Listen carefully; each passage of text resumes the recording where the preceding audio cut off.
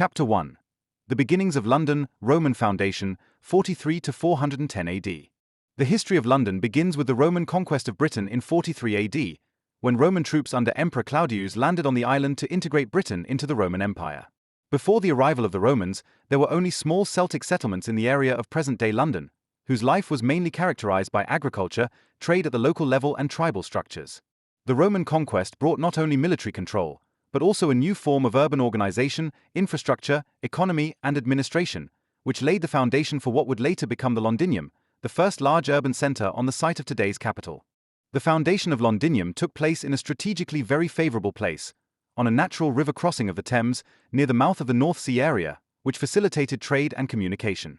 This location made Londinium an ideal hub for military movements, trade with the interior and connection with other Roman provinces. Shortly after its construction, the construction of a fortified settlement began, which was structured by roads, walls, administrative buildings, and trading posts. The Romans used their experience from other cities in the empire to create an orderly, economically efficient, and militarily secure settlement that met the needs of both administration and trade. The early Londinium grew rapidly. The city developed into a trading center that received goods from all over Britain and the continent. Roman coins, glassware, ceramics, weapons, and luxury goods found their way into the city, while products such as grain, livestock, leather, and metals were exported from the region. Markets, warehouses, and docks were built to make trade efficient. The city also provided space for Roman administrative structures, including offices, courts, and military contingents, which both ensured Roman order and served as a symbol of power. This integration of administration and trade laid the foundation for London's long-term importance as an economic center. A striking feature of Roman urban planning was the systematic layout of streets and public buildings. Londinium was characterized by a grid of main and secondary streets that facilitated the movement of troops, goods, and citizens. Public buildings, baths, temples, and administrative centers reflected Roman culture and enabled the functioning of an urban society according to Roman standards. At the same time, private houses, workshops, and small commercial enterprises were built to organize the daily life of the population. This urban structure was a significant advance compared to the Celtic settlements before and laid the foundation for long-term urban development. The population of Londinium was diverse. In addition to Roman soldiers and administrative officials, craftsmen, traders, farmers from the surrounding area and from other parts of the Roman Empire moved to the city. This mix led to a cultural exchange that combined Roman, Celtic, and other Mediterranean influences. Language, religion, clothing, and social customs merged, creating an urban culture that integrated both Roman order and local traditions. This cultural exchange shaped the identity of Londinium and made it a center for innovation and trade. Roman rule also brought social and economic structures that determined life in Londinium. Taxes, duties, and military services structured society, while law and order were guaranteed by Roman laws and military contingents. These structures ensured the stability of the city and enabled the growth of trade, crafts, and public institutions. At the same time, they fostered a social hierarchy in which Roman citizens, soldiers, merchants, and local residents had different rights, duties, and status, creating a complex urban fabric. Londinium was expanded and fortified several times in the course of Roman rule. Walls, watchtowers, and gates secured the city against external threats, while public buildings and temples symbolized the power of the Roman Empire. Despite occasional attacks by local tribes, the city remained a stable and thriving center during the Roman period, fulfilling both military and economic functions. Archaeological finds such as coins, pottery, remains of streets and remains of buildings confirm the importance and scope of this early Roman city. Roman rule ended in 410 AD when Roman troops left Britain and Londinium lost its administrative and military backing. The city fell into disrepair, but remained an important crossroads and laid the foundation for later developments in Anglo-Saxon and medieval London. The Roman foundation shaped the geography, infrastructure, and cultural character of the city, forming the starting point of London's long, complex history. Chapter 2. Londinium in the Roman Empire, Economy, Infrastructure, and Society. After the founding of Londinium in 43 AD, the city developed into one of the most important trading and administrative centers in Britain during the course of Roman rule. The strategic location on the Thames, near the mouth of the North Sea region, made the city the ideal hub for the movement of goods, military logistics, and cultural exchange. Londinium grew not only in area, but also in social and economic complexity. The city became a center of Roman power, combining administration, trade, military presence, and cultural innovation. The economy of Londinium was highly diversified and benefited from the Roman infrastructure. The port on the Thames was the hub of goods traffic and connected the city with other provinces of the Roman Empire. Imported goods such as wine, oil, ceramics, glassware, jewelry, and textiles complemented local products such as grain, wool, metals, and fish. Traders, workshops, and warehouses organized the exchange of goods efficiently, and markets served both to supply the population and to market regional products. The Roman currency facilitated trade and tax revenues, which stabilized Londinium economically and made it attractive for investment. An important pillar of the economy was the integration of crafts and commerce into the urban structure. Potters, blacksmiths, weavers, and builders organized their production in workshops, which were often located near residential areas. These craft businesses not only produced for local needs, but also exported goods via the port. The combination of local production and international trade promoted economic dynamism and created employment opportunities for the population. In addition, Londinium developed into a center of specialized trades that strengthened the city's status throughout Roman Britain through technical innovation and craftsmanship. The infrastructure of Londinium reflected Roman planning and organization.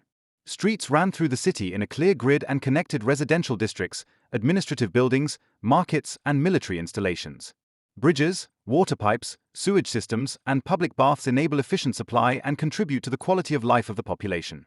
Temples, administrative buildings, and residential buildings showed the fusion of Roman architecture with local conditions. The roads were both trade routes and military roads, facilitating the transport of goods and troops and ensuring control over the region. The military presence was another decisive factor for the stability and development of Londinium. Roman soldiers not only secured the city against external threats, but also played a role in the internal order. Military camps and watchtowers were an integral part of urban planning and enabled rapid responses. Soldiers also participated in infrastructure projects, such as the construction of roads, bridges, and fortifications, thereby contributing to urban development. The combination of military and civilian infrastructure was typical of Roman cities and helped to make Londinium a stable center. Londinium society was diverse and hierarchically structured. Roman citizens, soldiers, merchants, craftsmen, and local Celtic inhabitants lived in a complex structure of rights, duties, and social roles. The population included people from different backgrounds, which led to cultural exchange and innovation. Language, clothing, religion, and lifestyle habits combined Roman and local traditions, creating an urban identity that reflected both Roman order and local adaptations. Temples, theaters, and public squares served not only religious and cultural purposes, but also to convey social norms and the integration of different population groups. Religion played an important role in Londinium. Temples and sanctuaries, both for Roman gods and for local cults, shaped the cityscape. Roman festivals and ceremonies strengthened the ideological bond with the empire and social cohesion. At the same time, local religious traditions were integrated, creating a diverse spiritual life. This combination of Roman state religion and local cults facilitated political control and promoted cultural acceptance of Roman rule. The administration of Londinium was closely linked to the economic and social structure. Taxes, duties, and market regulations were systematically levied, courts ensured law and order, and officials supervised trade, construction projects, and military discipline. This central administration ensured not only the stability of the city, but also its economic efficiency. Londinium thus functioned as a model of a Roman provincial city in which administration, economy, military, and culture were closely linked. In the course of Roman rule, Londinium expanded continuously. City walls, bridges, and defenses were strengthened, public buildings were expanded, and the population grew steadily. This development laid the foundation for the later medieval town. Even after the departure of the Romans, the urban structure was largely preserved, so that Londinium formed the basis for what would later become London. The economic, infrastructural, and social complexity created in Roman times left a lasting mark on the city and laid the foundations for its role as a capital and global trading center. In summary, Londinium in the Roman Empire was characterized by a combination of economic dynamism, strategic infrastructure, military security, and social diversity. The city developed into an important commercial, administrative, and cultural center, whose structure, population, and economic strength laid the foundation for London's further history. The Roman phase laid the structural, economic, and social foundations that were to shape London as an urban and cultural center in the following centuries. Chapter 3: The Anglo-Saxon Period. The development of London after the Roman retreat. After the withdrawal of the Romans from Britain around 410 AD, Londinium experienced a phase of profound changes. The Roman administrative structures, roads, and trading systems collapsed, and the city fell into partial disrepair due to the lack of military protection and central organization. This gap was shaped by local Celtic tribes and later by Anglo-Saxon immigrants who began to reshape the economic, social, and political order on the island during the 5th and 6th centuries. London's transformation during this period was marked by instability, but also by adaptation and innovation, as the settlement evolved from a Roman city to an Anglo-Saxon centre.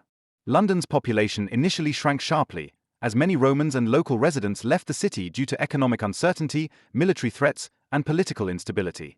The Thames, which had previously been an important trade route, lost its central function, and trade was limited to local and regional contacts. In view of the decline in population and economic activity, new structures emerged that were less complex and more oriented towards subsistence farming. The city and its surroundings developed into a mixture of small settlements, agricultural land, and isolated trading centers that used the remains of the Roman infrastructure. With the increasing settlement of Anglo-Saxon groups, London's culture changed. These settlers brought with them their own social structures, legal systems, and religious practices. Villages and smaller settlements around the Thames were organized according to tribal associations, with local chiefs and kings holding political authority. The Celtic traditions were partially preserved, but were increasingly merged with Anglo-Saxon customs. This mixture led to a new, hybrid culture in which Roman, Celtic, and Anglo-Saxon influences were visible, for example in craft techniques, architectural styles, and religious practices. The economic basis changed considerably during this period. Trade was localized, agriculture, livestock breeding, and fishing shaped daily life. Smaller markets were used for the exchange of food, tools, and handicraft products. The Roman infrastructure, such as roads and port facilities, continued to be used to a lesser extent, but was no longer systematically maintained. This led to a decentralization of economic activities and a greater dependence on regional production. At the same time, early trade links with other Anglo-Saxon settlements and Celtic communities were formed, which contributed to the revival of urban trade in the long term. The Anglo-Saxon period also brought changes to the religious landscape of London. While Roman polytheism and Celtic cults slowly disappeared, Christianity, which was already present during the late Roman period, increasingly prevailed. Missionaries, including Irish and Anglo-Saxon bishops, founded churches and monasteries that not only formed spiritual centers, but also took on educational and administrative functions. These religious institutions contributed significantly to the stabilization of society, as they provided social support, justice, and cultural continuity, thus facilitating the integration of different populations. The political structure of London in the Anglo-Saxon era was more fragmented than under Roman rule. Several smaller kingdoms and tribal associations claimed control of the region, including the Saxons in Middlesex and the Anglo-Saxons in Essex. These political entities were often linked by conflicts, alliances, and marriage connections. Control of the Thames and access to trading posts was crucial for economic power and political authority. London's location made it a strategic centre, even if it did not have the same administrative importance as it did under the Romans. Over time, London's importance as a commercial and administrative centre began to grow again. The use of the Thames as a transport and trade route increased, and the settlement developed into a hub for regional markets. Artisanal production, fishing, and agriculture flourished again, and the first fortified structures were built to protect the growing population and commercial interests. These developments laid the foundation for the later medieval city and London's rise to become an important economic centre. The Anglo-Saxon period was also marked by military challenges. Raids by Vikings and other external groups led to the construction of defensive fortifications and the military organization of the settlement. Frequent conflicts promoted the mobilization of local resources and cooperation between tribal associations. This military activity, combined with trade and religious organization, helped to secure London's position as an urban centre and lay the foundations for later expansion. In summary, London's development after the Roman retreat was marked by instability, adaptation, and transformation. Despite population decline, economic shrinkage, and political fragmentation, the city remained an important hub. The Anglo-Saxon period integrated new cultural, religious, and economic elements that formed the basis for medieval London in the long term. The city survived this turbulent phase, adapting to the new social and political realities and laying the foundations for its subsequent rise to become one of the most important urban centers in Europe. Chapter 4: Viking invasions and the consolidation of London under the Anglo-Saxons. The period of Viking raids, which began in the late 8th century, represented a decisive phase in London's history and had a lasting impact on the consolidation of the city under Anglo-Saxon control. The early raids, initially targeting remote monasteries and coastal towns, developed into systematic attacks on urban centers, including London, over the course of the 9th century. The Vikings, mainly Danish and Norwegian groups, used their seafaring skills to quickly advance inland, creating both threats to the population and opportunities for economic and political change. This period was marked by destruction, but also by adaptation and the formation of more stable structures. London's location on the Thames made the city both attractive and vulnerable. The river provided a natural trade route and access to the sea, but at the same time facilitated the attacks of the Vikings, who often operated with fast ships, the so-called longships. The city was repeatedly looted, with warehouses, markets, and residential buildings affected. These attacks had a devastating impact on economic activity and the population in the short term, but in the long term led to a strengthening of London's defensive structures and political organization. The need to protect the city from repeated raids accelerated the construction of fortifications, watchtowers, and city walls, which later became the basis of medieval city fortifications. The reaction of the Anglo-Saxon rulers to the Viking attacks was complex. At the military level, local forces were mobilized to repel attacks, and royal troops were stationed in strategic positions to allow for rapid responses. At the same time, alliances were formed between various Anglo-Saxon kingdoms to develop coordinated defense strategies. London, as an important hub for trade and administration, played a central role in this, as control of the Thames and access to resources were crucial for military and economic stability. The Viking attacks also led to changes in London's political structure. The constant threat required greater centralization of power, the consolidation of local administration, and the introduction of clear military hierarchies.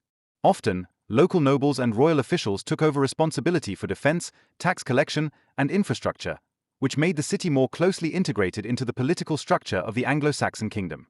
This development laid the foundation for a more stable administration and closer integration of London into regional power structures. Economically, the Viking attacks were initially a burden, but led to long-term adjustments. Trade routes were secured, markets were reorganized, and warehouses were better protected. The city learned to make economic activities more resilient by diversifying trade networks and strategically storing supplies. At the same time, contact with the Vikings brought new trade opportunities, as some groups established trade contacts and enriched the local economy through the exchange of goods, crafts, and technologies. Thus, the threat led to a combination of adaptation, innovation, and long-term economic stabilization. Culturally and socially, the Viking attacks also left their mark. Contacts with the Norse invaders led to a certain cultural exchange, which was noticeable in arts, crafts, and everyday practices. At the same time, the attacks increased awareness of community and loyalty within the city. The population had to work more closely together to repel raids and develop collective strategies for defense, supplies, and social support. This experience strengthened social cohesion and cemented London's identity as an urban hub with shared responsibility. The religious dimension also played a role. Monasteries and churches were often targets of attacks, but the restoration and protection of religious sites became a symbol of resistance and continuity. The Anglo-Saxon Church made a significant contribution to moral and social stabilization, conveyed religious legitimacy for the defensive measures, and functioned as an organizational center for the population.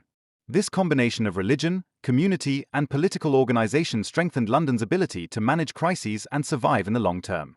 In the course of the 9th and early 10th centuries, the Anglo-Saxon rulers succeeded in consolidating London's position. The city developed into a fortified, administratively organized, and economically stable center. The experience of the Viking attacks resulted in London's defenses being improved, administration centralized, and trade secured in the long term.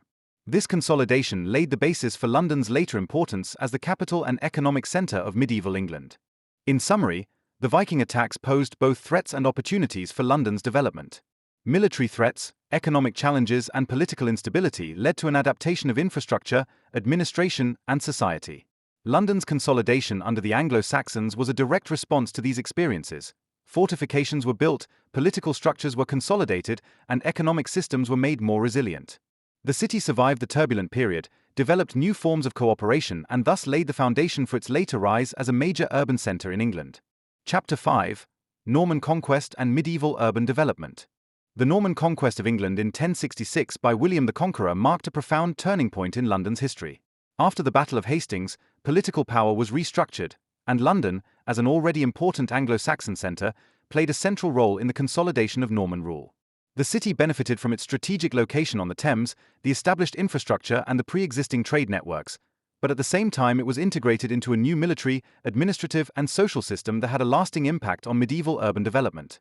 After the conquest, London quickly became a key centre for Norman rule. Wilhelm understood the importance of the city as the political and economic heart of the country and relied on securing control and loyalty. For security, he built the first Norman fortresses and castles, including the Tower of London, which not only ensured military security, but also served as a symbol of the new power. These fortifications allowed for population surveillance, control of the Thames, and protection from possible riots or attacks, and they became a central part of the medieval urban structure. Norman rule led to fundamental changes in the administration of London. The city became more closely integrated into the royal administrative system, with local nobles, officials, and royal representatives exercising control over taxes, markets, and jurisdiction. The introduction of domesday-like records and other management tools facilitated efficient control and resource allocation. This central administration laid the foundations for medieval governance and cemented London's importance as the political and economic centre of the kingdom. Economically, London benefited from the new order through stability, infrastructure development, and increased trade opportunities. Markets, warehouses, and docks on the Thames were expanded to facilitate the movement of goods between the city, the inland, and the European continent. Trade in textiles, food, metals, and luxury goods flourished, and the city gained an international dimension. Access to foreign currency, protection by military fortifications, and regulated administration enabled London to further expand its economic power and become England's leading trading city. The Norman conquest also led to a transformation of urban infrastructure. Roads, bridges, and public buildings were reorganized, new churches and monasteries were built, and residential districts were designed according to new urban planning concepts. The fortifications divided the city into military, administrative, and civilian areas, which made the urban organization more efficient. In addition to religious purposes, churches and monasteries also served as social and economic centers, promoting education and welfare and stabilizing communities within the city. Socially, the Norman rule had a profound impact on the population of London. The composition of the city's population changed with the settlement of Norman nobles, civil servants, and craftsmen. The social hierarchy became more restrictive, with Normans and close-knit elites occupying privileged positions, while Anglo-Saxon residents were partially marginalized. Despite these tensions, a certain integration developed through trade, cooperation in crafts and administration, and common religious practices. The mixture of continuous Anglo-Saxon influence and Norman dominance shaped London's urban culture and social structure. Religion played a central role in power, education, and culture in the Norman period. The construction of cathedrals, churches, and monasteries promoted not only faith, but also control over the population and lands. The church was an instrument of power that supported royal authority, spread education, and organized social services. Many Norman building projects, including Westminster Abbey, reflected the integration of power, religion, and urban life, establishing London as a spiritual and cultural center. London's medieval urban development during this period was closely linked to commercial, military, and administrative interests. The Thames remained the economic backbone, while the military fortifications provided protection and political control. Streets, markets, warehouses, and public buildings evolved into a complex urban network that maximized the efficiency of commerce and administration. These structures formed the basis for London's expansion in the later Middle Ages and for its position as the leading English metropolis. In summary, the Norman conquest of London was a decisive turning point in urban development. Military security, central administration, economic stability, social integration, and religious institutions laid the foundation for medieval London. The city grew in population, influence, and complexity, combining Roman and Anglo-Saxon foundations with Norman innovations. This period had a lasting impact on London's urban structure, economic strength, and political importance, and laid the foundation for its later role as the capital and economic centre of England. Chapter 6: London's role in medieval England, economy, trade, and social structure.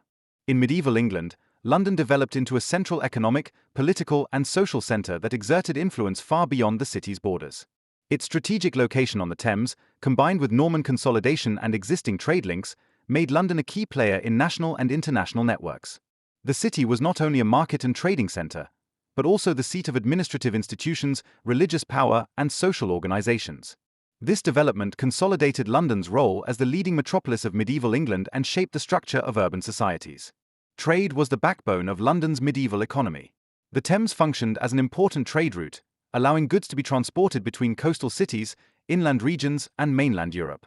London benefited from a variety of traded products: grain, meat, fish, and wool from the English provinces, imported fabrics, wine, ceramics, glassware, and luxury goods from the continent.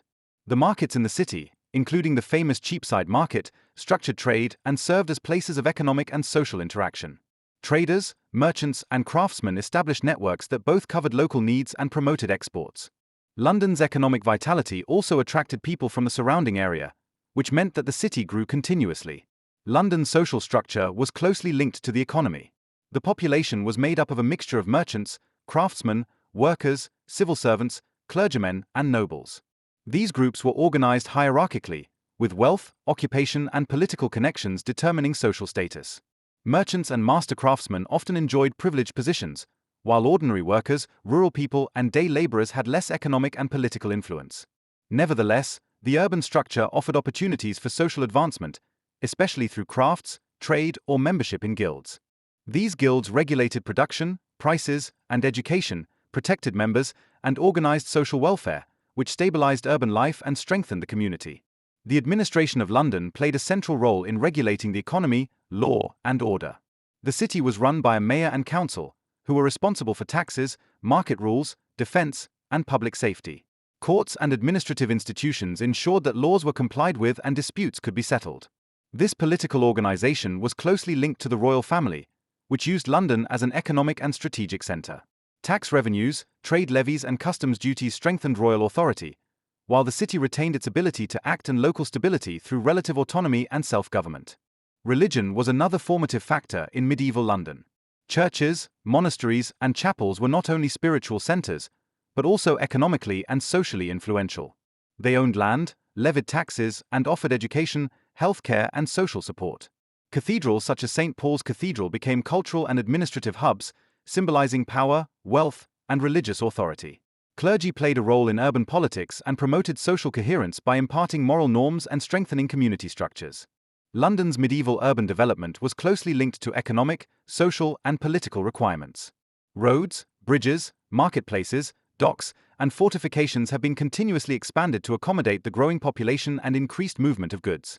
City walls offered protection against attacks and facilitated control and administration, while public buildings, guilds, and markets supported economic and social organization. This infrastructure formed the basis for London's growth as an urban center of regional and international importance. London also played an important role in international trade.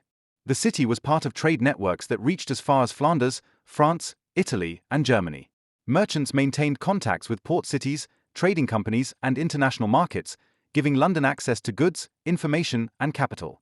This networking strengthened the economic position of the city, increased the prosperity of certain groups, and contributed to cultural diversity, as foreign traders, craftsmen, and diplomats came to the city.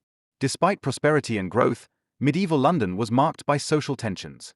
Poverty, inadequate hygienic conditions, and conflicts between social groups repeatedly led to unrest.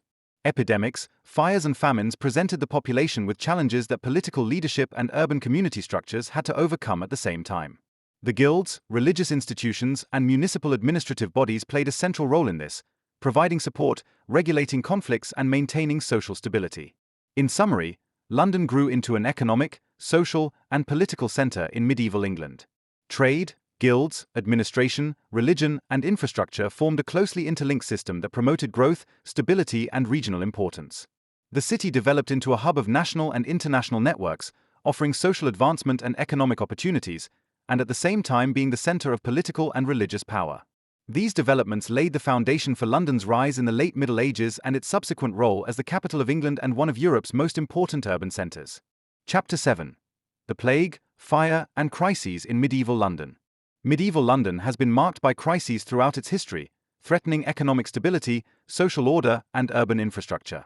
In particular, the plague, devastating fires, and recurring social unrest shaped the lives of the population and led to far-reaching changes in urban planning, administration, and society. These challenges not only tested the resilience of city dwellers, but also acted as a catalyst for innovation, adaptation, and long-term urban development.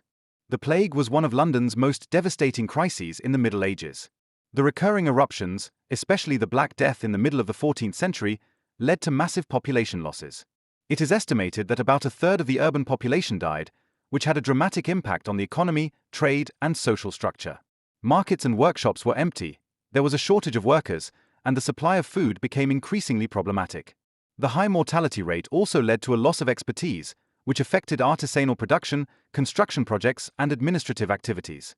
The plague not only changed the demographic structure, but also increased social tensions as competing groups struggled for resources and survival. In addition to the plague, devastating fires were another constant threat. London's densely built-up timber settlements were particularly susceptible to fire. Fires spread rapidly, destroying homes, workshops, churches, and markets, and leading to high losses of property and infrastructure. In particular, the Great Fire of London in 1666, although later in the early modern period, had its roots in medieval urban structures that already marked these risks. As early as the Middle Ages, smaller fires led to adjustments in construction methods, for example through the increased use of stone, the construction of fire protection walls and the introduction of fire regulations. These measures changed the urban image and architecture of London in the long term. Social crises, often triggered by economic bottlenecks, epidemics, or political tensions, were also characteristic of medieval London. Famines caused by crop failures or trade disruptions led to riots and riots. The municipal administration, guilds, and religious institutions played a central role in organizing aid, distributing food, and regulating social tensions. At the same time, these crises exacerbated the social hierarchy. Wealthy merchants and nobles were able to cushion losses, while the poorer sections of the population were particularly hard hit, which increased inequalities within the city. The responses to these crises led to greater institutional and infrastructural consolidation. Administration, police, and fire brigade structures were organized in order to be able to react more quickly to emergencies. Markets, warehouses, and craft workshops were reorganized to maintain economic activities despite interruptions. Churches and monasteries also took on social functions by providing nursing care, support for the needy, and cemeteries, which played a vital role during the plague. These institutional adjustments strengthened the city's resilience to recurring crises. The economic consequences of these disasters were profound. The labor shortage as a result of the plague led to rising wages, a shift in production relations, and a slowly growing prosperity for surviving workers. At the same time, London's trade network changed as foreign relations intensified to fill supply gaps. Fires and social unrest led to an improved organization of markets, storage, and transport, which increased the efficiency of economic processes in the long term. The crises forced the city to adapt and become more resilient. These crises also had cultural effects. The experiences of illness, death, and destruction influenced religious practices, artistic expressions, and collective memory. Churches and monasteries became central places of comfort and morality, while the urban population developed new forms of community and solidarity. Festivals, rituals, and commemorative events helped to maintain social cohesion despite repeated disasters. In summary, the plague, fires, and social crises had a profound impact on medieval London. They threatened the population, economy, and infrastructure, but at the same time led to institutional, architectural, and social adjustments. Through these challenges, the city developed crisis management mechanisms, strengthened administration, crafts, and social networks, and laid the foundations for London's subsequent expansion and stabilization. The period of crisis demonstrates how a medieval metropolis was able to survive, adapt, and grow in the long term despite recurring threats, and lays the foundation for understanding London as a resilient and dynamic city throughout history. Chapter 8: London in the Tudor Period, Rise to Capital and Cultural Blossoming. The Tudor period, which began in 1485 with the reign of Henry VII and ended in 1603 with the death of Elizabeth I, marked a pivotal period in London's history. Under the Tudors, the city grew both in population and in economic, political, and cultural importance. London developed into the center of the English monarchy, the economic heart of the country, and a cultural melting pot that combined trade, art, and education. Benefiting from the stability that the Tudors created after decades of internal conflict, including the Wars of the Roses, the city took advantage of this opportunity to establish itself as the undisputed capital of England. Under Henry VII, London began to consolidate its role as a political center. The royal administration moved to the city, and palaces, courts, and administrative buildings were expanded. London thus became the seat of central power, and the proximity to the royal family led to the city becoming a focal point of political decisions. At the same time, the population grew as nobility, officials, merchants, and craftsmen moved to the city to take advantage of the new economic and administrative opportunities. This immigration contributed to the diversification of urban society and laid the foundation for the multicultural dynamics that would shape London in the centuries that followed. London's economic rise in the Tudor period was closely linked to trade and commerce. The Thames remained the backbone of trade, and the expansion of docks, markets, and warehouses facilitated the transportation of goods from home and abroad. London benefited from increasing trade activity with continental Europe, especially with the Netherlands, Italy, and Spain. Wool, textiles, spices, wine, and luxury goods were traded, which not only increased purchasing power and prosperity in the city, but also consolidated London's influence on the national economy. Trading houses and merchants' guilds organized economic traffic and contributed to the stabilization and professionalization of urban life. The social structure of London at this time was complex and characterized by hierarchy and professional specialization. Wealthy merchants and guild masters dominated economic and sometimes political life, while craftsmen, day laborers, and ordinary citizens had less influence. Guilds played a central role, as they not only controlled the quality of craftsmanship and training, but also offered social security and support. This organization created a strong network of economic, political, and social connections that stabilized the city in times of crisis and favored social advancement. Culturally, London experienced a heyday under the Tudors. The promotion of art, theatre, and education led to intensive cultural development. Theatre houses, including the early form of the Globe Theatre, were built, and playwrights such as William Shakespeare and Christopher Marlowe made the city a centre of literary innovation. At the same time, churches, palaces, and public buildings were built in magnificent architecture that reflected the richness and cultural significance of London. Educational institutions, libraries, and university initiatives promoted intellectual development and contributed to the emergence of an educated urban elite. The Tudor monarchy also influenced the religious landscape of London. The Reformation under Henry VIII led to fundamental changes in church organization and practice. Monasteries were dissolved, churches were restructured, and royal control over religious institutions was strengthened. These measures had an impact on education, welfare, and social control, as the church traditionally fulfilled central functions in urban life. Despite these upheavals, London remained a center of religious activity, with adaptation to new ecclesiastical orders promoting social stability and political loyalty. Urban planning and infrastructure also continued to develop. Roads were expanded, bridges repaired, and fortified city walls modernized to protect the growing population and trade. Public squares, markets, and administrative buildings were reorganized, increasing urban efficiency and improving the quality of life. The expansion of the port facilities on the Thames not only facilitated trade, but also increased London's strategic importance as a link between inland and international trade centers. The Tudor period was also marked by social challenges. Epidemics, famines, and occasional unrest posed challenges for the administration and the population. The city's institutions, including guilds, religious institutions, and the royal administration, organized relief efforts, regulated markets, and distributed resources to ensure the city's stability. These experiences strengthened London's ability to manage crises and led to institutional innovations that made the city resilient for centuries to come. In summary, the Tudor period represented a period of rise, cultural flourishing, and political consolidation for London. The city developed into the center of the monarchy, an economic and commercial center of national and international importance, as well as a cultural melting pot. Political stability, economic prosperity, social organization, and cultural innovation shaped this era and laid the foundation for London's position as England's leading metropolis in the centuries that followed. The Tudor period illustrates how political power, economic success, and cultural promotion can work together to transform a city and strengthen its regional and international importance. Chapter 9. The Elizabethan Era, Theatre, Trade, and International Significance. The Elizabethan Era, named after the reign of Queen Elizabeth I from 1558 to 1603, marked one of the most glamorous periods in London's history. Under Elizabeth I, the city developed not only into a political and economic centre, but also into a cultural and artistic epicenter. London's role as a capital and international trading centre was strengthened, while theatre culture, literature, and architecture made the city a symbol of the Renaissance and English power. This period was marked by dynamic growth, economic innovation, and cultural flourishing, which consolidated London's importance far beyond the country's borders. London's economic expansion during the Elizabethan era was closely linked to the development of maritime trade. The city benefited from the growing presence of the Royal Navy, the opening up of new trade routes, and the rise of English trading houses.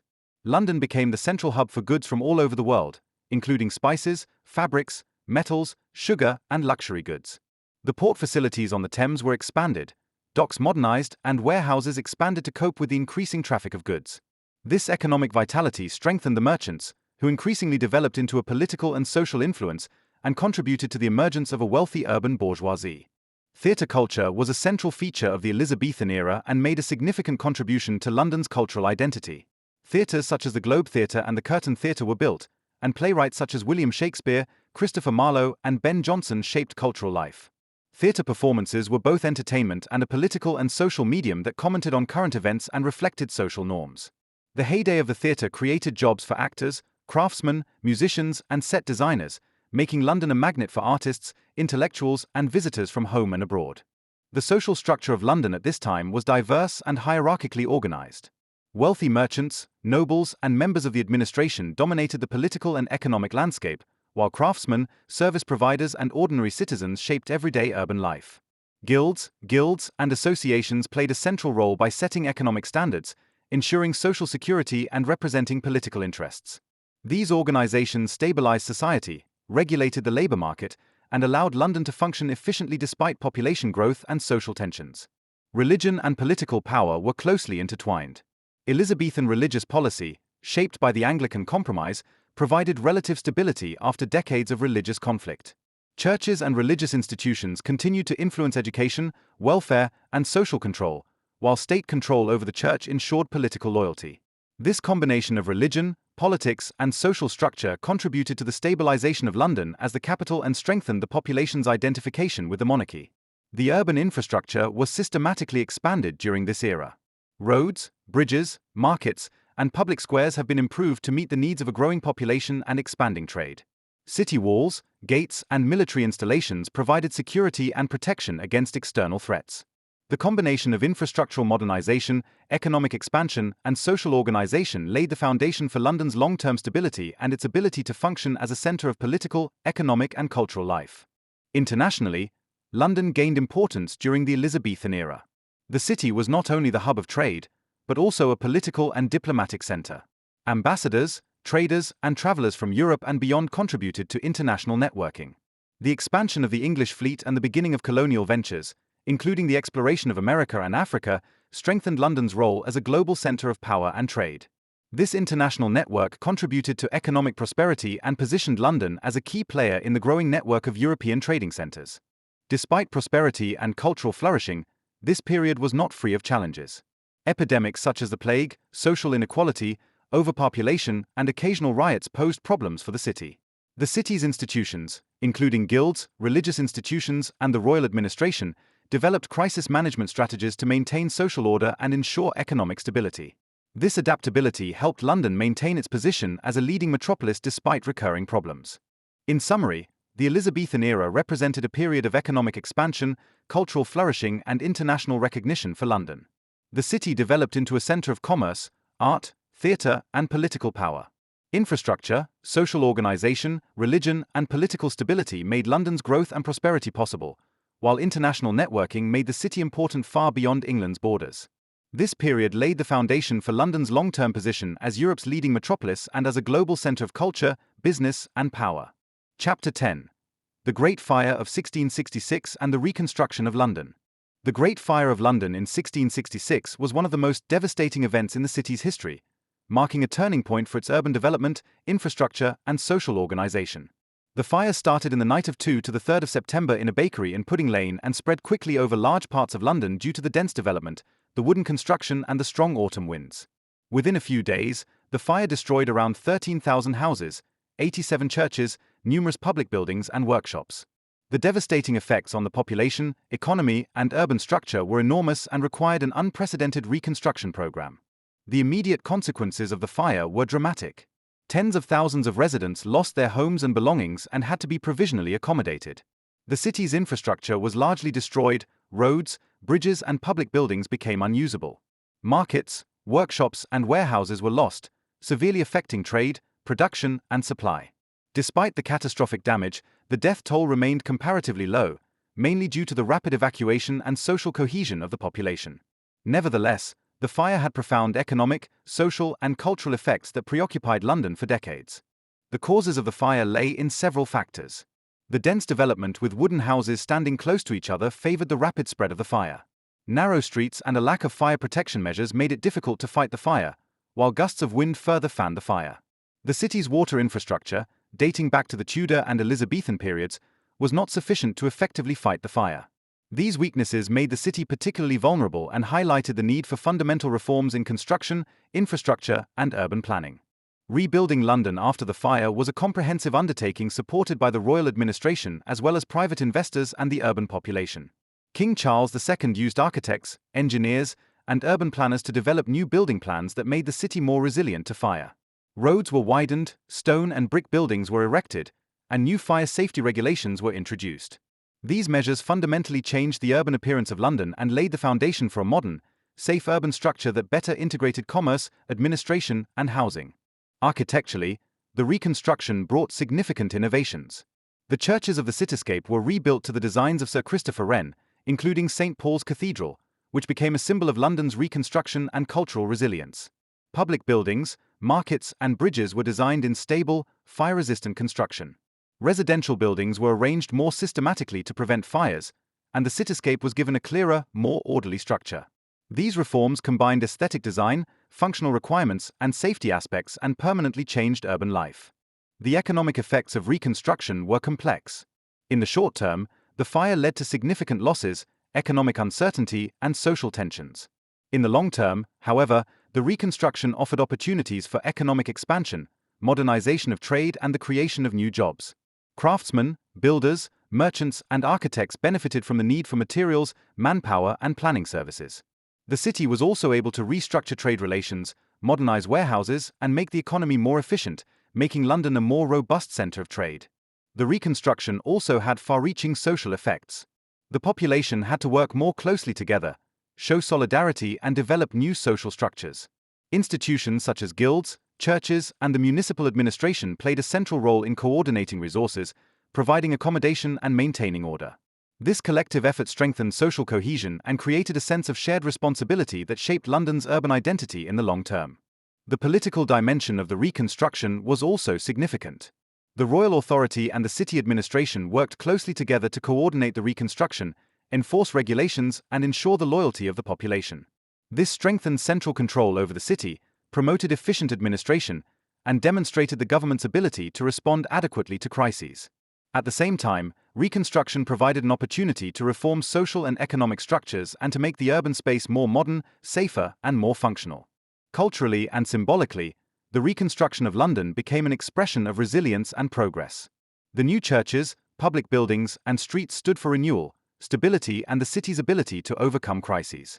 Artistic representations, literary works, and reports from this time reflected both the destruction and the hope and innovative power of the city's inhabitants. London's reconstruction thus became a central event in the city's collective memory and identity. In summary, the Great Fire of 1666 plunged London into a crisis that put a massive strain on infrastructure, the economy, and the population.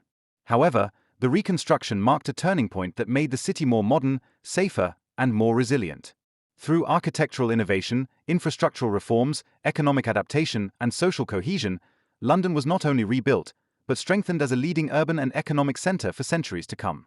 The fire and its aftermath show how crises can serve as a catalyst for progress, innovation, and sustainable urban development, laying the foundation for modern urban London. Chapter 11, 18th Century, London as a commercial and financial center.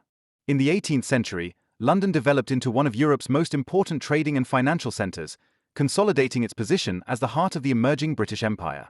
The city benefited from political stability, colonial expansion, and the growing importance of international trade. The Thames continued to be the city's central lifeline, importing goods from overseas and distributing them locally and nationally. London became the hub for merchants, bankers, and entrepreneurs, who had a significant influence on both the British economy and global trade. This economic boom laid the foundation for London's long-term role as a leading financial metropolis. Transatlantic trade was the backbone of London's economic development during this period. British merchants organized trade with colonies in North America, the Caribbean, India, and Africa. Goods such as sugar, tobacco, tea, cotton, and spices were imported and processed and sold in local markets as well as in European trading centers. These trading activities made London a global hub and led to considerable prosperity for the urban upper class and merchants. At the same time, the city was a center for the logistics of these trade routes, as warehouses, docks, and ships formed the basis for the efficient handling of goods. London's financial economy grew in parallel with trade. Banks, stock exchanges, and credit institutions were created to cover the capital requirements of international trade, to enable investments and to coordinate payment flows. The establishment of the Bank of England in 1694 and the development of London's financial market cemented London's position as a leading financial center. Merchants and investors were able to access these institutions, take out loans, and conduct international business. This development increased economic flexibility, facilitated expansion, and led to London's increasing influence on global financial flows. Industrial development also began in the 18th century, albeit to a limited extent at first. Manufactories and workshops produced textiles, glass, metal goods, and other goods that were in demand both locally and internationally. Artisanal production, combined with technological progress, laid the foundation for later industrial expansion. Its proximity to commercial ports and financial institutions facilitated the connection of production, capital, and sales, strengthening London as a center of economic innovation and entrepreneurial activity. Socially, London was strongly hierarchical in the 18th century. Wealthy merchants, nobles, and bankers determined economic and political life, while workers, craftsmen, and day laborers supported production and trade.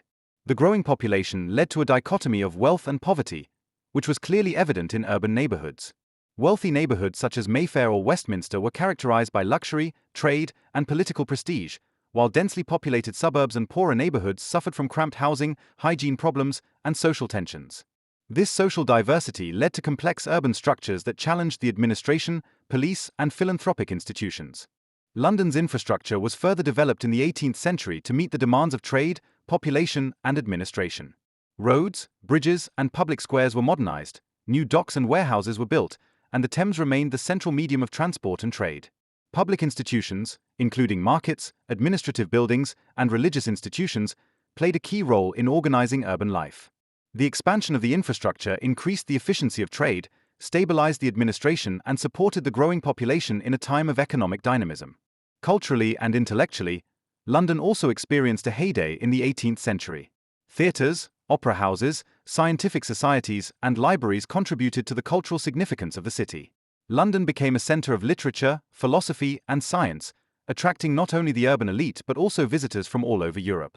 This cultural dynamism supported economic development by combining trade, education, and social mobility, making the city a magnet for talent, ideas, and investment. London's international importance grew considerably. The city was a hub for diplomatic relations, trade negotiations, and colonial administration. Merchants, diplomats, and representatives from overseas used London as a starting point for economic and political activities. This networking not only contributed to economic prosperity, but also positioned London as a political and cultural influencer within Europe and the emerging British Empire. Despite its economic strength and cultural flourishing, the city was also marked by challenges. Overpopulation, social inequality, epidemics, and occasional unrest posed problems for the administration and the population. Institutions such as guilds, charities, and municipal administrative systems developed mechanisms for crisis management and stabilization of society. This ability to overcome challenges has been instrumental in securing London's position as a resilient urban and economic hub. In summary, the 18th century shaped London into a trading and financial center of international importance. The combination of global trade, growing finance, industrial production, cultural flourishing, and urban infrastructure laid the foundation for London's long-term prosperity.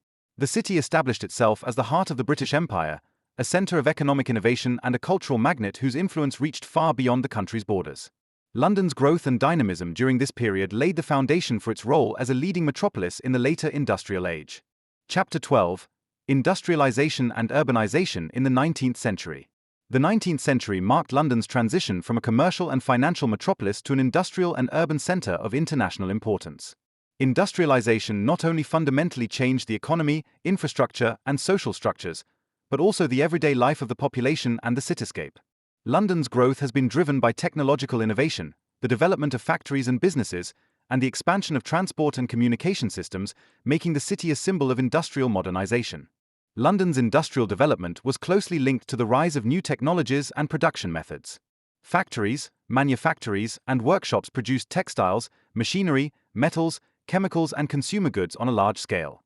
This industrialization led to a massive increase in jobs, attracted workers from the surrounding area and other parts of England, and contributed to the significant increase in population. Industrial production also promoted trade, as local and international markets were opened up through the export of finished goods. The city thus became the economic and industrial engine of the British Empire. Urbanization and population growth went hand in hand. London's population grew rapidly during the 19th century, which led to the expansion of the city and the emergence of new residential areas. However, this expansion was often uncoordinated, resulting in overcrowded, hygienically problematic neighborhoods, especially in working-class neighborhoods.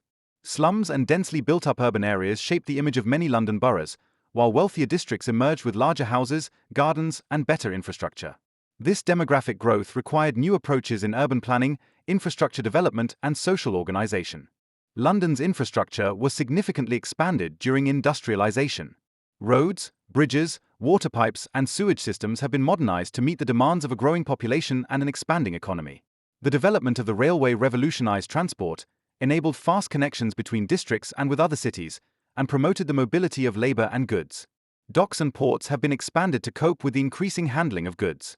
This expansion of the infrastructure made London more efficient, economically efficient, and more connected than before.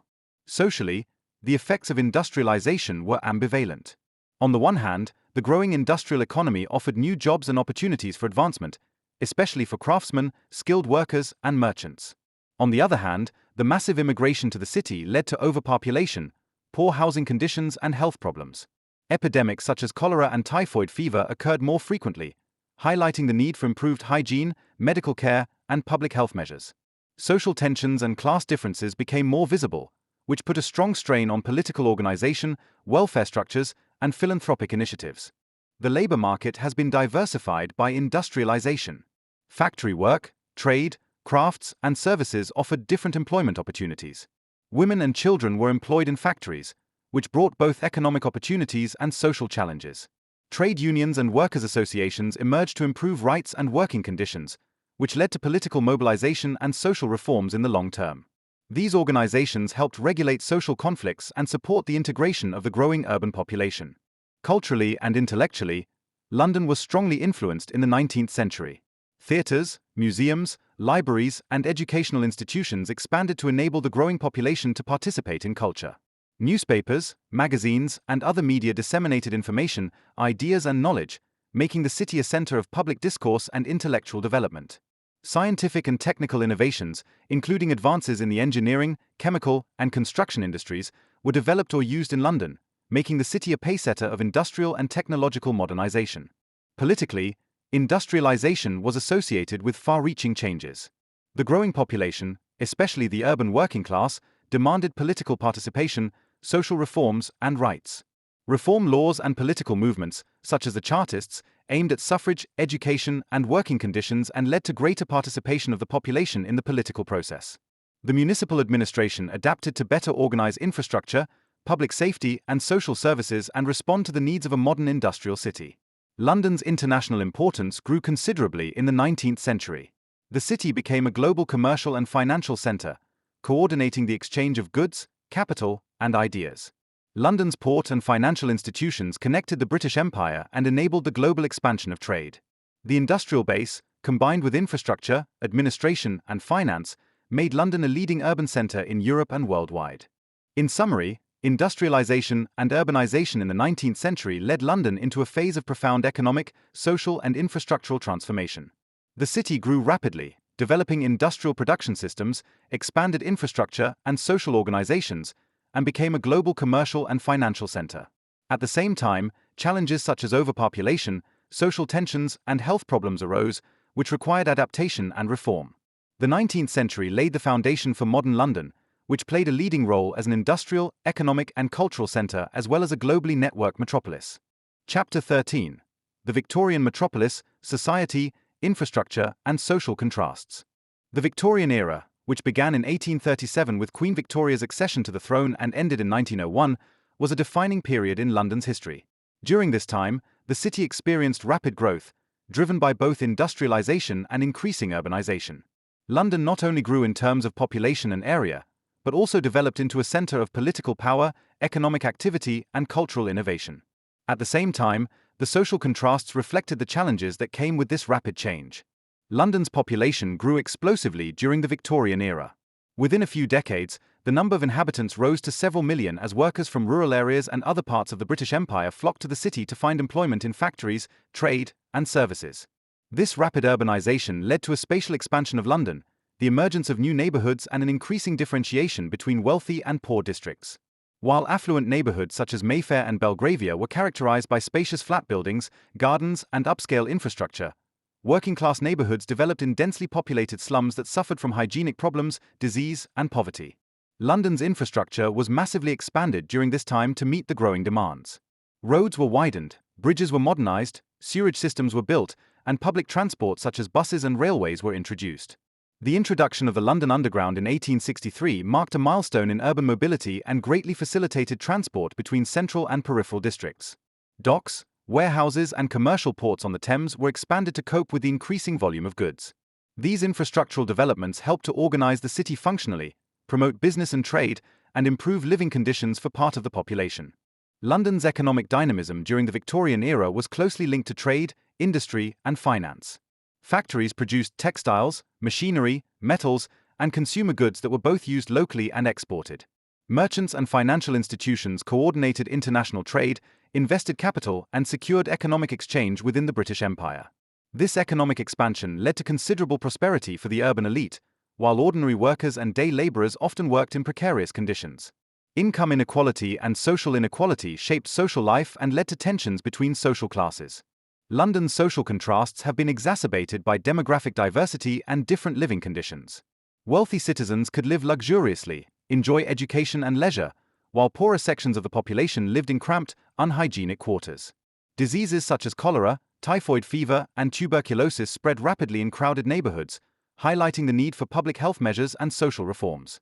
Initiatives by philanthropic organizations, charities, and religious institutions helped alleviate emergencies, promote education, and provide medical care. These social networks helped to cope with the growing urban problems and partially stabilized urban life. Politically, London played a central role as the capital. The Victorian monarchy, the administration of the empire, and national institutions were concentrated in the city, making it the heart of political power. The urban population increasingly demanded political participation, social reforms, and improved living conditions. These developments led to reform laws, the expansion of educational institutions, and the establishment of municipal services, which promoted social cohesion and the political integration of the population. The combination of political power, administration, and urban organization made London a model for the management of modern metropolises. Culturally, the Victorian metropolis was a center of innovation, education, and entertainment. Theaters, museums, libraries, and scientific societies flourished, and the city attracted artists, writers, intellectuals, and scientists. Newspapers, magazines, and other media outlets disseminated information, political ideas, and cultural trends, making London a vibrant center of opinion, debate, and cultural development. The Victorian era was also marked by social mobility and economic innovation. The expansion of trade, industry, and the service sector created new professional opportunities, which made it possible to improve living conditions to some extent. Women and children increasingly participated in work and education, which changed social structures. Trade unions and social movements formed to promote labor rights, education, and social justice, and strengthened the political and social participation of the urban population. In summary, London grew into a dynamic metropolis during the Victorian era, combining economic, social, and cultural development. Industrialization, urbanization, infrastructure, trade, and cultural innovation led to significant growth and prosperity, while social contrasts and challenges forced the city to adapt and reform. London established itself as the leading metropolis of the British Empire, combining political power, economic dynamism, and cultural significance, and laying the foundations for further expansion and modernization in the centuries that followed. Chapter 14. London's Role in World War I. The First World War, which lasted from 1914 to 1918, presented London with profound challenges and transformed the city on a political, economic, social, and cultural level. As the capital of the British Empire, London was not only the political center, but also the administrative heart of the war machine. From here, military operations were coordinated, strategic decisions were made, and the logistical supply of the troops was organized. At the same time, the war had a direct impact on the lives of the population, affecting the urban infrastructure, economy, social structures, and cultural identity of London. Politically, London played a central role in the conduct of the war and the administration of the empire. Government institutions, ministries, and military agencies were concentrated here, making the city a strategic center of political decision-making. From London, military operations were planned, troop transports were organized, and diplomatic relations with allies and neutral states were cultivated. The city was thus not only a hub for military and political coordination, but also a symbol of national unity and perseverance during the conflict. London's economy was heavily strained during the war. Industries, trade, and finance had to meet the requirements of war production and supplies. Factories produced weapons, ammunition, clothing, and medical supplies for the front, while trade networks were reorganized to import and distribute raw materials, food, and wartime goods. London financial institutions played a crucial role in providing credit to government and industry, which ensured the country's economic viability. At the same time, public and private resources were mobilized to finance the war and maintain the city's economy. The war had a direct social impact on the population. Hundreds of thousands of men were mobilized to the front, which led to significant changes in the structure of work and family. Women took jobs in factories, administrative offices, hospitals, and public institutions, shifting traditional role models and creating new opportunities for female participation and social mobility. However, the stresses of the war also led to social tensions, income inequality, and psychological distress that challenged the administration, charities, and social networks. London's infrastructure had to be adapted to the demands of the war. Transport routes, railways, docks and warehouses were reorganized for military purposes to ensure the rapid movement of troops, materials, and supplies. Ports and river connections on the Thames were reinforced and in some cases placed under military control. At the same time, the city's supply of food, water, and energy had to be maintained in order to supply the population despite mobilization and resource scarcity. These adaptations demonstrated the city's ability to remain functional in extreme conditions. Culturally and psychologically, London was shaped by the war. Propaganda, public events, and media contributed to the mobilization of the population and strengthened the awareness of national solidarity. Theatre, literature, and art reflected the war, the willingness to make sacrifices, and the social upheavals. At the same time, commemorative practices, war memorials, and public rituals were created that manifested the memory of the fallen and the victims of the civilian population. These cultural and symbolic practices strengthened cohesion and helped to cope with the psychological stresses of the war years. The health challenges were considerable. Wounded soldiers, returning war returnees, and victims of epidemics put a strain on hospitals and medical facilities. Medical care was expanded, military hospitals were set up in the city, and volunteers, including women's organizations, supported the care and rehabilitation of the wounded. These measures have led to a strengthening of the city's health system and to the professionalization of nursing and medical care. London was also the target of strategic attacks by German air forces, especially Zeppelin bombing raids. These attacks resulted in direct damage, deaths, and psychological distress, but forced the city administration to implement innovative protective measures, early warning systems, and civil protection organizations. The population developed new forms of resilience, solidarity, and adaptation that both strengthened social cohesion and increased the long-term crisis capacity of the metropolis. London's role in the First World War also showed the importance of the city as a global center. Overseas territories, colonies, and allies were connected to London via the trade and communication networks. The city coordinated supplies, funding, and diplomatic cooperation, consolidating the British Empire's position as a global power. At the same time, the international dimension of the war was reflected in the presence of diplomats, military advisors, and specialists from other parts of the empire. In summary, London played a central role in political, economic, social, and cultural terms during the First World War. The city was the heart of the war administration, a center of industrial production and logistics, and a place of social adaptation and cultural mobilization. The challenges of the war, including loss of personnel, resource scarcity, social tensions, and direct attacks, led to adaptation, innovation, and resilience. London's function as the central metropolis of the British Empire was strengthened, and the experiences of the war had a lasting impact on both the urban infrastructure and the social and cultural identity. London's role in the First World War illustrates how a metropolis can maintain its central position even in times of extreme crisis through organization, adaptation, and social solidarity. Chapter 15. Interwar Period, Modernization, Expansion, and Social Challenges. The period between the First and Second World Wars was a period of profound change for London, in which modernization, expansion, and social challenges shaped the development of the city. The post-war years brought economic turbulence as well as opportunities for urban reforms and infrastructural development.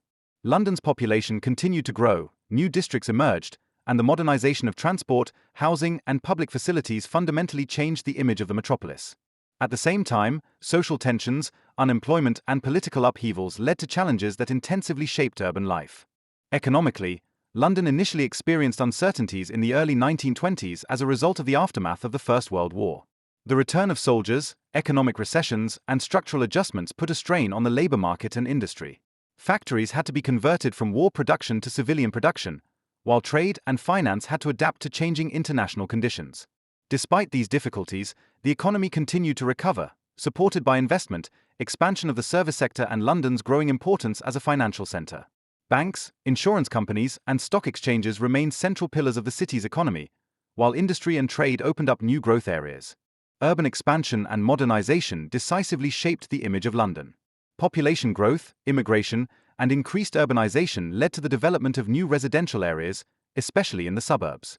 Infrastructure projects such as the expansion of roads, bridges, and public transport, including the electrification of the subway, improved mobility and networked the city center and periphery. Public buildings, schools, and hospitals have been modernized or newly built to meet the needs of the growing population. These modernization measures not only contributed to the efficiency of the city, but also to the improvement of the quality of life of many residents. Social challenges were particularly pronounced in the interwar period. The economic uncertainties led to high unemployment, especially in industrial and working-class districts. Poverty, cramped living conditions and a lack of social care exacerbated living conditions in many districts. At the same time, the political sensitivity of the population grew. Workers' movements, trade unions, and political parties stepped up, demanding social reforms, labor rights, and improvements in education and welfare. These developments led to greater participation of the population in political processes and to the emergence of new forms of social organization. London's cultural development continued the tradition of artistic and intellectual flourishing. Theatres, museums, cinemas, and music events shaped urban life.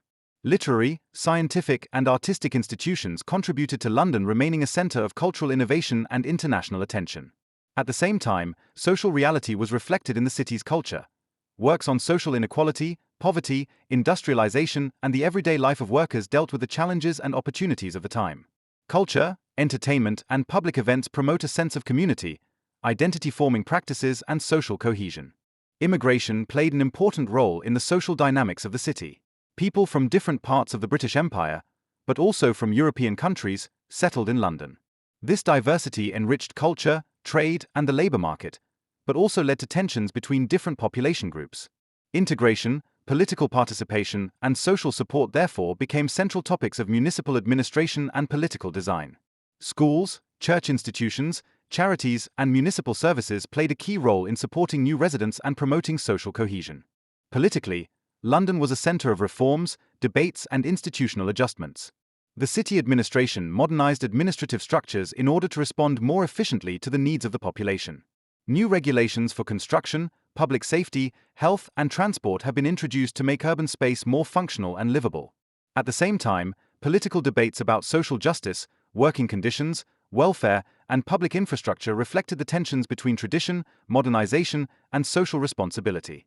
The interwar period was also marked by technological innovations and infrastructural advances.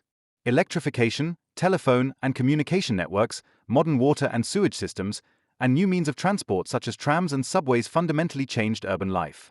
These developments facilitated mobility, communication, trade, and administration, enabled economic growth and improved living conditions, especially for middle and wealthier classes. At the same time, poorer neighborhoods and slums needed more support through public policies to reduce social inequality. In summary, the interwar period was a period of intense transformation for London. The city expanded spatially and demographically, modernized infrastructure and public facilities, and consolidated its role as a political, economic, and cultural center. At the same time, social inequality, unemployment, and political tensions posed challenges that made reforms, institutional adjustments, and social innovations necessary. The experiences of the interwar period laid the foundation for London's resilience and modernization later in the 20th century and shaped its ability to react flexibly to coming crises and changes. Chapter 16. London in World War II, Lightning, Destruction, and Resistance. The Second World War, which lasted from 1939 to 1945, presented London with one of the most serious crises in its history. The city was the political, economic, and military centre of the United Kingdom and therefore a central target of the National Socialist attacks. In particular, the bombings during the so-called Blitz, which lasted from September 1940 to May 1941, led to massive destruction, significant loss of life, and profound changes in urban life. London's people, administration, and military installations had to overcome extraordinary challenges that left long-term traces in infrastructure, society, and collective memory. The Blitz was a strategic bombing of German air forces aimed at destroying industrial, military, and civilian targets in London. Thousands of bombs were dropped on residential areas, industrial plants, transport hubs, and public facilities, causing massive damage and high mortality. Residential buildings, schools, churches, and hospitals were destroyed or severely damaged. Roads were made impassable and supply systems were interrupted. The impact on everyday life has been enormous. Families have been torn apart, numerous people have been left homeless, and urban infrastructure has had to be continuously repaired and adapted to maintain supplies. The reaction of the population to the threat was characterized by resilience, solidarity, and improvisation. Shelters, air raid shelters, and public warning systems were set up to save lives. Neighborhoods organized relief measures, rescued the injured, and supported the homeless. Volunteers, including firefighters, paramedics, and civil defense responders, played a central role in saving lives and restoring vital services. This collective effort strengthened the sense of community and fostered a form of social cohesion that went down in London's collective memory as the Blitz spirit. Economically, the war affected London in many ways. Production and trade were strongly oriented towards the war economy. Factories produced weapons, ammunition, vehicles, clothing, and other military goods, while trade and logistics were focused on supplying troops and maintaining the home front. Financial institutions played a crucial role in providing credit for war spending, managing resources, and ensuring economic stability. At the same time, civilian supplies were severely restricted by rationed food, energy, and consumer goods, which required adaptability and solidarity. The destruction affected not only buildings and infrastructure, but also cultural institutions. Museums, theaters, libraries, and historic buildings were damaged or destroyed. The city administration and cultural institutions developed contingency plans to preserve art, literature, and knowledge by evacuating collections and organizing temporary exhibitions.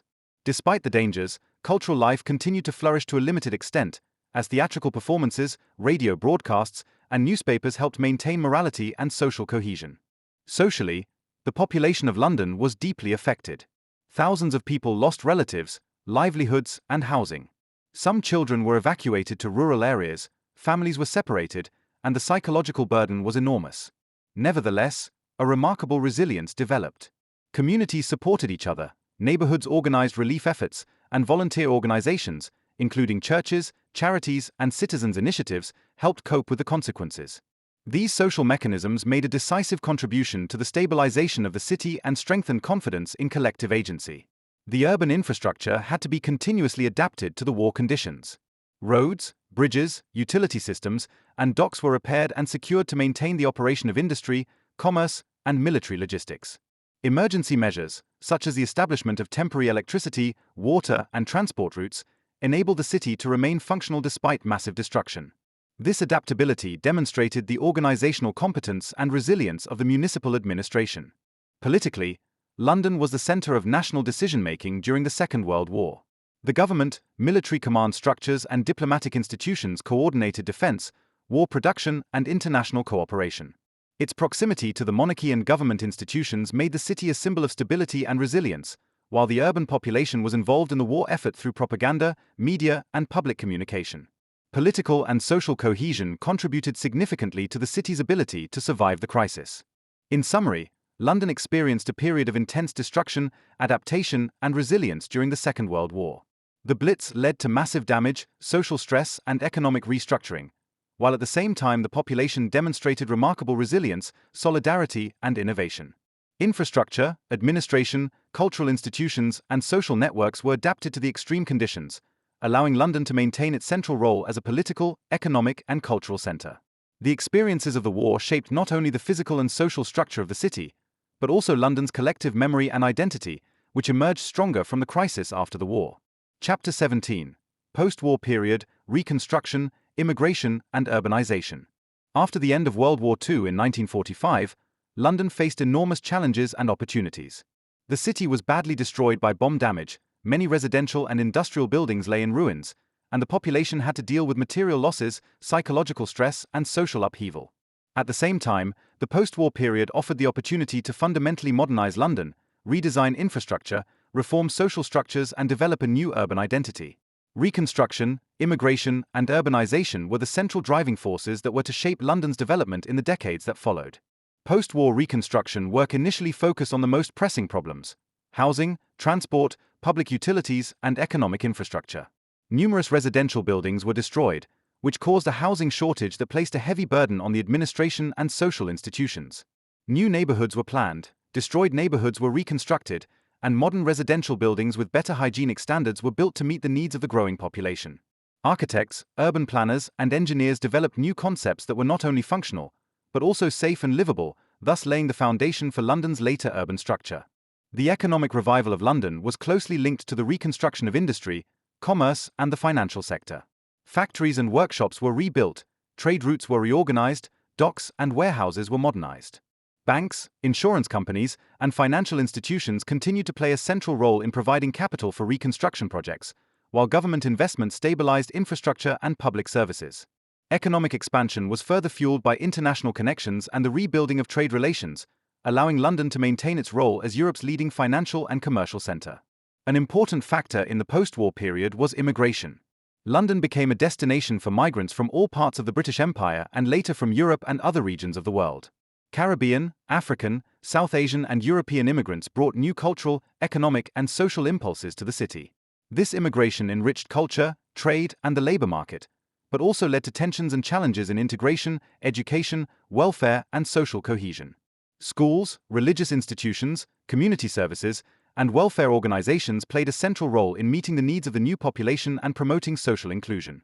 The urbanization of London also increased sharply in the post-war period. Population expansion, immigration, and economic dynamism led to the expansion of the city, the construction of new housing estates and commercial areas, and the reorganization of transport and supply systems. Roads, bridges, public transport, and energy supply have been modernized and expanded, while new neighborhoods have been strategically planned to ensure growth, safety, and quality of life. Urbanization also led to greater functional differentiation between residential, commercial, and industrial areas, which contributed to the efficiency of urban organization. Socially, the post-war period was characterized by the need to reduce inequalities, distribute housing and job opportunities fairly, and improve the quality of life for all sections of the population.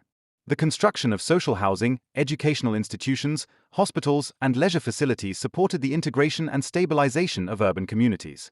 At the same time, there was a greater awareness of the importance of social mobility, equal opportunities, and social participation, which had a lasting influence on London's political and cultural development. London's cultural development benefited from immigration, economic recovery, and modernization. Theatres, museums, cinemas, music events, and literary institutions contributed to cultural diversity. New artistic trends, international influences, and urban subcultures changed the cultural profile of the city. The mix of tradition and innovation, local culture, and global influence made London a center of artistic and intellectual dynamism. Politically, the city continued to play a central role. Administration, government institutions, and community organizations had to coordinate, regulate, and plan to meet the challenges of reconstruction, immigration, and urbanization. At the same time, the political commitment of the population grew. Trade unions, political parties, and citizens' movements strengthened democratic participation, implemented social reforms, and promoted social stability. The post-war period illustrated how political action, social organization, and participatory structures can strengthen urban resilience. In summary, it can be said that the post-war period had a fundamental impact on London. Reconstruction, immigration, and urbanization led to far-reaching changes in infrastructure, economy, society, and culture. The city developed new housing and transport structures, integrated a diverse population, and consolidated its role as a leading urban and global center. The experiences of this period laid the foundation for the dynamic, multicultural, and resiliently structured metropolis that made London a global economic, cultural, and political center in the decades that followed. The post-war period shows how crises, reconstruction, and social transformations can shape long-term urban development. Chapter 18. London in the late 20th century, Economic Change and Cultural Transformation. The late 20th century was a time of profound transformation for London, with economic change, social dynamism, and cultural innovation shaping the city's development. After the years of reconstruction and expansion in the post-war period, London faced new challenges, adapting to the globalized economy, integrating an increasingly multicultural population, modernizing infrastructure, and creating an urban space that met the demands of the 20th century. This period was marked by change, innovation, and the constant realignment of London as a global metropolis. London's economy changed fundamentally in the late 20th century. While traditionally industrial and trade-oriented structures declined, the importance of the financial sector, services, and international companies increased sharply. The City of London and Canary Wharf developed into international financial centers that housed banks, insurance companies, investment companies, and other financial institutions. The liberalization of markets, globalization, and the introduction of new technologies strengthened London's role as a globally important financial and trade center. At the same time, the change led to structural problems in former industrial areas, which had to be reoriented through services, creative industries, and urban renewal. The city's infrastructure has been modernized to meet economic demands and population growth. Roads, bridges, tunnels, metro lines, and airports have been expanded or modernized to ensure mobility, transport, and logistics. The introduction of new transport systems, including automated subways, bus lines, and the improvement of the main transport axes, made urban transport much easier. Port facilities, docks, and logistics centers were geared towards growing global trade, further strengthening London's position as a hub between Europe and the rest of the world. London's demographic development was characterized by increasing immigration and growing cultural diversity. People from the Caribbean, Africa, South and East Asia and Europe settled in the city, which increased the social, cultural, and economic dynamism. This diversity gave rise to new forms of cultural expression, culinary influences, religious communities, and economic networks. At the same time, challenges arose in terms of integration, education, welfare, and social cohesion, which were addressed through government policies, community initiatives, and non-profit organizations. The multicultural population permanently changed the cityscape, social interactions, and cultural life. Culturally, London experienced a heyday that included both traditional and new forms of expression. Theatre, music, film, art, and fashion became international trends, and the city became the centre of creative innovation. Institutions such as the British Museum, the Tate Gallery, and the Royal Opera House contributed to the cultural reputation, while independent theatres, music clubs, and galleries supported subcultural currents. This cultural diversity fostered social inclusion, tourism, and international attention, and strengthened London's position as a cultural centre of global importance. London's social structures also changed. Wealth disparities, urban segregation, and housing problems shaped life in different parts of the city. At the same time, the economic transformation offered new opportunities for education, professional mobility, and social participation. Educational institutions, vocational training programs, and community initiatives supported the integration of young people and newly arrived population groups.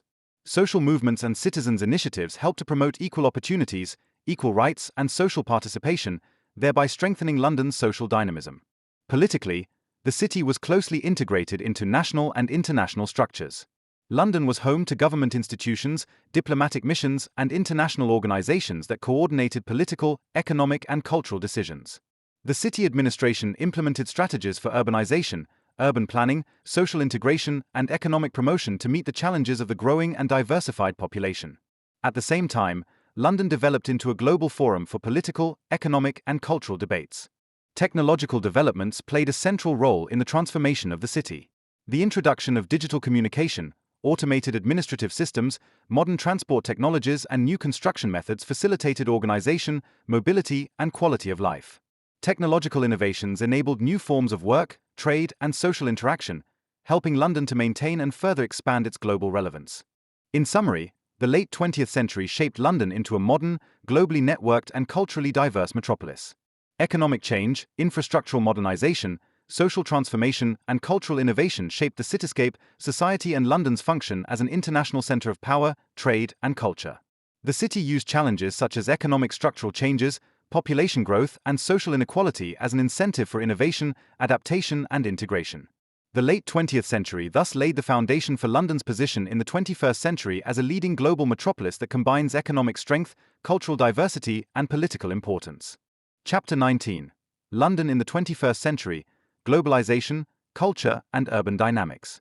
In the 21st century, London has become one of the most dynamic, diverse, and influential metropolises in the world. The city is not only the political center of the United Kingdom, but also a global financial, cultural, and innovation center. London combines centuries of historical tradition with modern urban dynamism, cultural diversity, and global connectivity. Globalization, migration, technological progress, and cultural innovation shape the life of the city, its economy, infrastructure, and social structure, making it a central player on the international stage. Economically, London remains an outstanding center. The City of London and Canary Wharf are global financial centers that are home to banks, investment companies, insurance companies, and international companies. The city has become a hub of global financial flows, supported by advanced technologies, international trade relations, and a strong regulatory environment. The service economy, including legal, consultancy, and creative industries, complements the financial center, making London a diverse economic ecosystem of both national and international importance. At the same time, the city attracts talents from all over the world who bring innovation, expertise, and entrepreneurial initiatives to the metropolis. Globalization is also evident in cultural and social life. London is a melting pot of different cultures, ethnicities, and religions, which shapes the city in art, gastronomy, music, and everyday practice. Neighborhoods such as Brixton, Southall, or Shoreditch reflect this diversity, while international festivals, concerts, theatre performances, and art exhibitions underline London's cultural significance. Museums, galleries, theatres, and libraries not only offer educational and entertainment opportunities, but also strengthen the identity and cohesion of the multicultural urban society. London's cultural dynamism contributes to the city's global perception as a creative metropolis and promotes innovation, tourism, and international networking. Urbanization and urban infrastructure have evolved a lot in the 21st century. New districts, high-rise buildings, office complexes, and residential projects are continuously changing the cityscape. Transport networks, including metro, trams, buses, and airports, have been modernized and expanded to ensure the mobility of millions of people every day. Technological innovations, intelligent transport systems, and digital services improve efficiency, safety, and accessibility in the city. At the same time, historic districts, monuments, and cultural assets are preserved, creating a balance between tradition and modernity. Social dynamics and challenges are central aspects of urban life. Population growth, migration, and economic inequality lead to social tensions that require political action, urban planning, and social initiatives. London develops affordable housing, education, healthcare, and inclusion programs to promote social cohesion. Trade unions, citizens' initiatives, and NGOs help to represent the interests of different population groups, improve equal opportunities, and shape an inclusive urban society. At the same time, new forms of social mobility, creativity, and participation are emerging, strengthening London's role as a progressive metropolis. Technological innovation is another defining factor.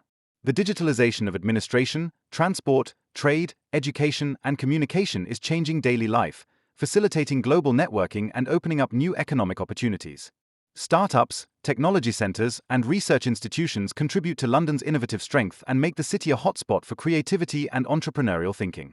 Technology also helps city governments with planning, safety measures, emergency management, and resource control, making London more efficient and resilient. Politically, London remains of central importance. The city is the seat of the government, parliament, and numerous international organizations. Political decisions, administration, and diplomatic activities are concentrated in the capital, while London is also a center of civil society participation. Elections, citizens' initiatives, protest movements, and public debates shape the democratic culture and strengthen the political vitality of the city. At the same time, international events, economic changes, and global networks influence political decisions in the metropolis. The environment and sustainability are important issues of the 21st century in London.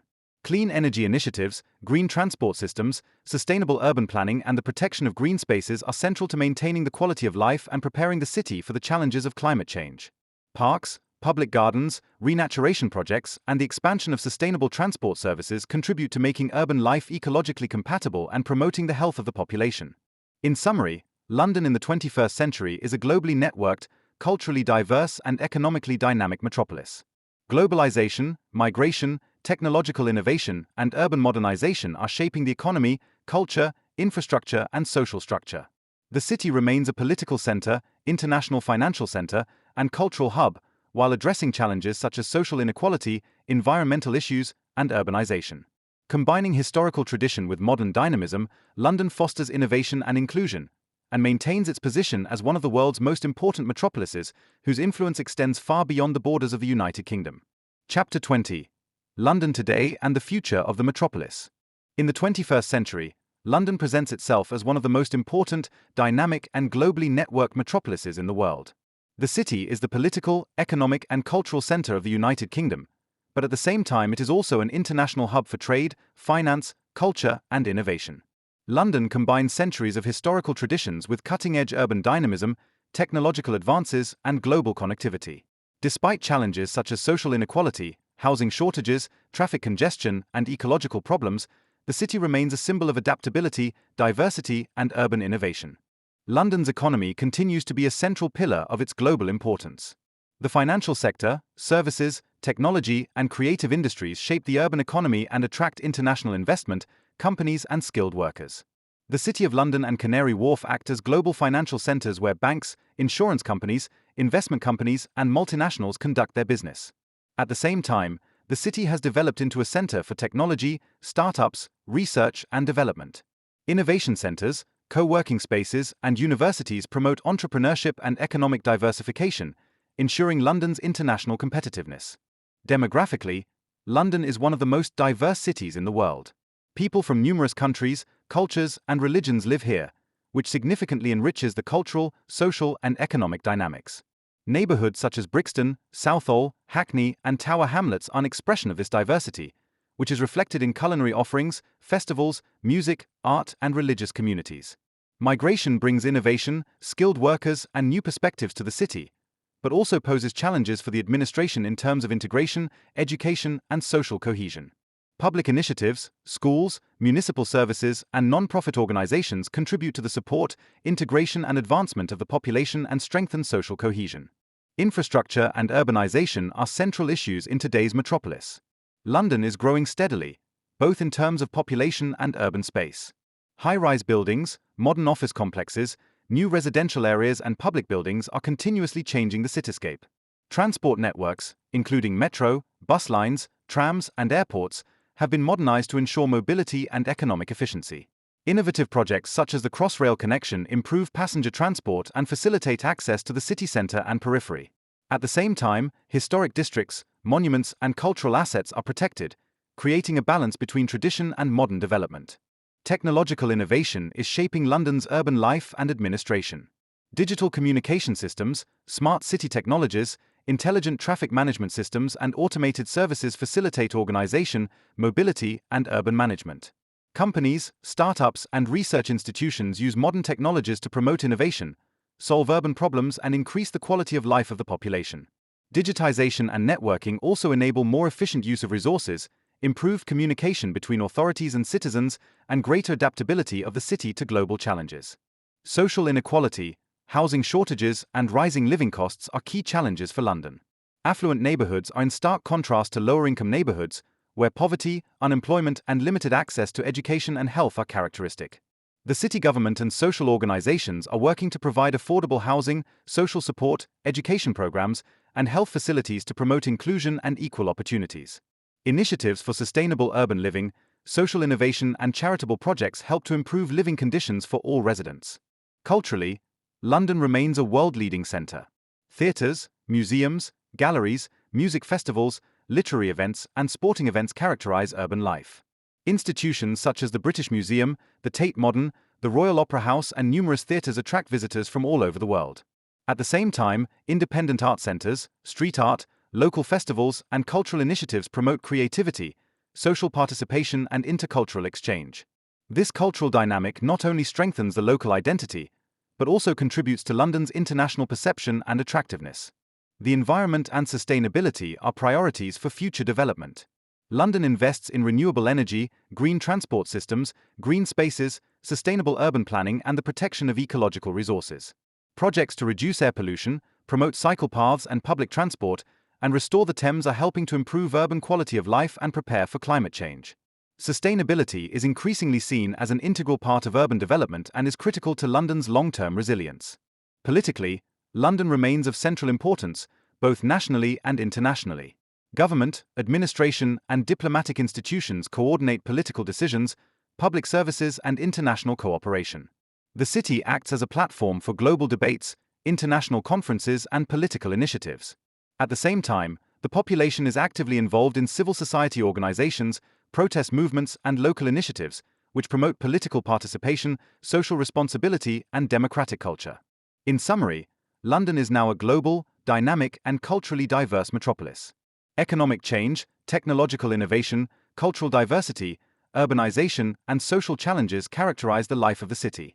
London combines historical tradition with modern dynamism, develops solutions to social and environmental problems, and remains an important center of business, culture, and politics.